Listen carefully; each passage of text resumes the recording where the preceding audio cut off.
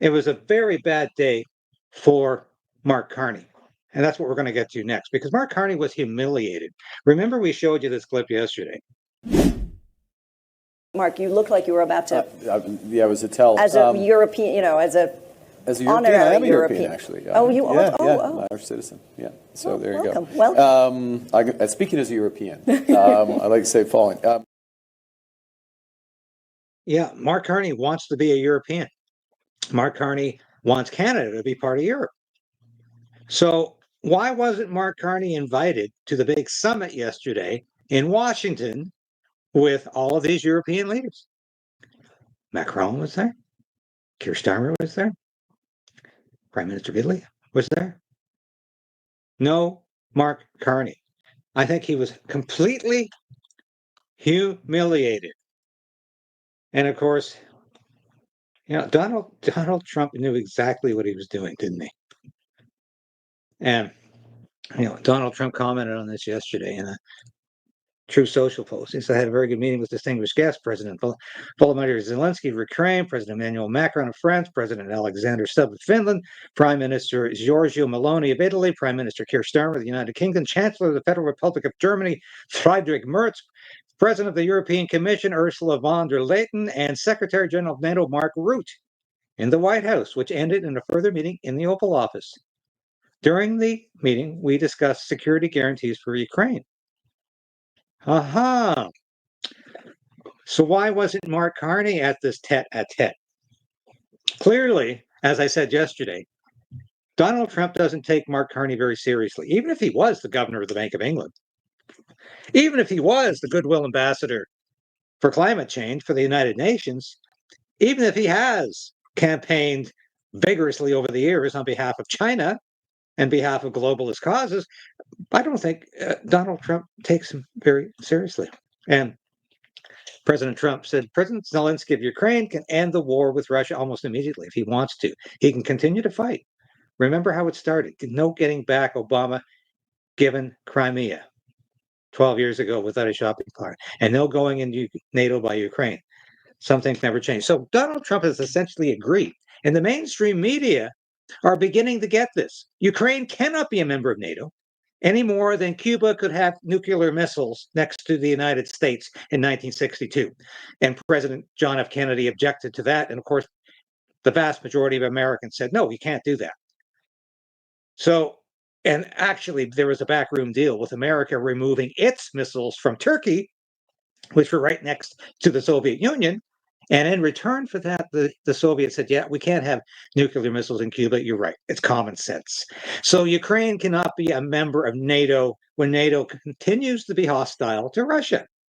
It's a basic fact of life. But I can tell you this. There's too many people who have not woken up to that yet. But the mainstream media is beginning to get this. Let's have a few look-sees I'm waiting for that. No, this is what I'm going to tell you what Canada was doing yesterday when Donald Trump and the European Union were trying to find some kind of compromise to a peace deal. But we'll get to that at the end. Oh, here's Volodymyr Zelensky, the punk president of Ukraine, in one of his finer moments there. He actually put on what might be a suit. He's not wearing his faux combat gear or athletic wear, whatever you choose to call it. So yeah, he wore his best. Although it looks like he's going to a funeral. That's what somebody in Mayberry, North Carolina, if you ever watch the old Andy Griffith show, that's what they would have worn to a funeral. Maybe he's going to his own. I don't know. And here's Donald Trump, and there's Emmanuel Macron on the sitting closest here. Here they are waiting to enter the Oval Office with Donald Trump. He lines them up like a bunch of students. I love this. This is Donald Trump completely. He lines everybody up and says, okay, I'll let you know when it's okay to come in. And here we go. U.S. President Donald Trump on the phone with President Putin in the Oval Office. So here they are. This goes to show you why Donald Trump's a little bit different than a lot of other presidents. I could see maybe Richard Nixon doing this at the height of his popularity in 1971-72, when he was exercising incredible foreign policy. And he was creating détente with the Soviet Union. He was forging a new relationship with China. He was totally in control of foreign policy, along with his Secretary of State or his National Security Advisor, depending upon the date, Henry Kissinger. And so here's Donald Trump in the middle of the meeting. Somebody says, well, I don't know if Putin will talk with Zelensky. Donald Trump says, well, let's find out. And Donald Trump goes and makes a phone call. Here he is. He's on the phone with President Putin in the Oval Office. This guy never ceases to amaze me. He doesn't do things the regular way, does he? Absolutely, absolutely not.